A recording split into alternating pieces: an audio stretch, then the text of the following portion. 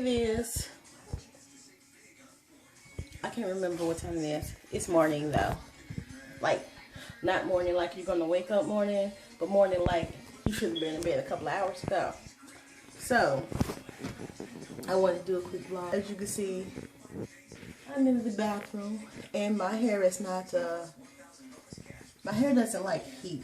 I washed it and blow dried it because I didn't like the texture of it. I don't know what happened to it, but this is what I got after I flat ironed, and it stays straight for 5 minutes, maybe. But that's not what this video is about. This video is about being an introvert, which I am an introvert 100%. But not only am I an introvert, but I also have a social anxiety, which I will say has gotten way better since I decided to videotape myself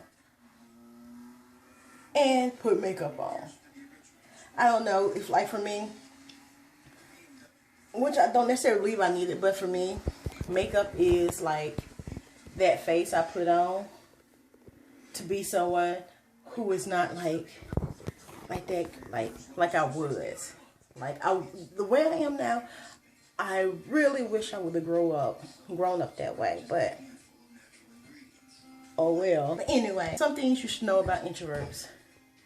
No, we're not sociopaths. We're not plotting, at least not most of the time, against you or against anybody any particular moment. We are sensitive, very sensitive, and not just sensitive to like what people say to us, but from my experience being an introvert, we are sensitive. Okay, we are sensitive to other people as well. And when I say other people's emotions, whether they're angry or happy or sad, we're very sensitive to it. And we are thinkers. But there's levels to this introvert thing. Like with anything else, there's levels to it. Like, we will be the wallflowers at the party, but that's only if the party is entirely too big and we don't know anybody. But I will say this, that when we get down, we are the life of the party. That's all I gotta say. However, if you are an introvert, do not go into a strange place with another introvert beside you, because you're not going to get through the door. It's not going to happen. We don't deal with unfamiliar crowds that well, but once we get comfortable and we know people, we're not the quiet ones that people think we are. We're not sitting there like, I'll be quiet when it's over. But we do value our downtime, and we need a lot more downtime than like your regular extrovert. I would say this, it's not all bad, but living life inside your head is a very, very hard thing to do. And when you do that, living in your head for years, you will watch this world pass you by. And we don't want to do that. We want to live happily ever after, just like everybody else. I mean, that is our goal. Yeah, that is our goal, just like everybody else, to live happily ever after. So, always, like, we're not going to always, okay, see, I feel like I'm making us seem kind of needy, and we're not. We just need that extra push that extroverts have naturally. Sometimes we do. But then other times we just suck it up and just deal with it. But let me explain a little bit about my situation. Because, like I said, there's levels to being an introvert. And I will say that I am introvert with a self-diagnosis of social anxiety. And I say self-diagnosis because you will never find an introvert that, once it's a struggle for introvert to even do things, so we're labeled procrastinators until a point where you are. But if an introvert has a social anxiety, they are not going to get help for it. The fear of getting help is overwhelming, the stress of it. And people tend to think that we're not stressed about anything just because we don't outwardly express our stress, but it does manifest itself in some ways. So, like, that's how it was. Like, I remember an instance, I think it was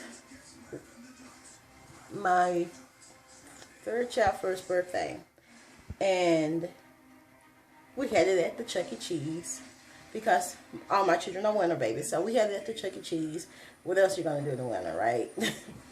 And I had so much anxiety of to the point where I couldn't physically deal with the hostess.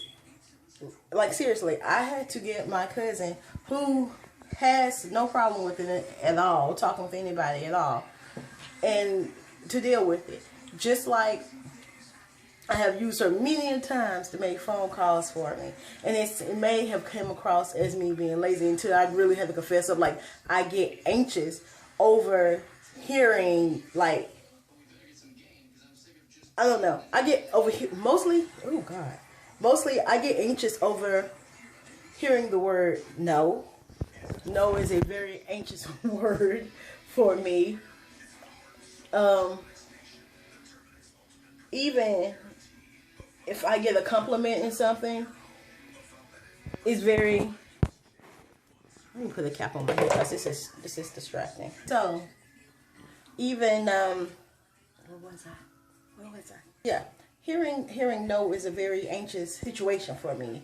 Hearing yes is talking to people is a very anxious situation for me, because it's something that I just let, like, from childhood, I just let it rest into something worse. I just went further and further into my little fairy tale land. And as time went by, I found myself living more in my little fairy tale with everything, even my relationship. Like, my relationship, we've been together my boyfriend, we have been together since I was 22, and we've broken up three times.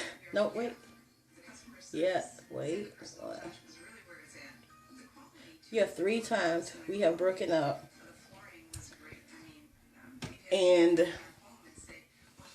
I can't say some of it was my fault, because I lived so far into my own world growing up. Like it was almost a survival mechanism, but I lived so far into my own world growing up that I wasn't seeing reality for what it was. And that's one of the introverts' problems. I really had this rose-colored outlook on life that was not really realistic. Even though realistic, I knew everything that was going on around me. But when it came to certain things, like romance and love, oh wow,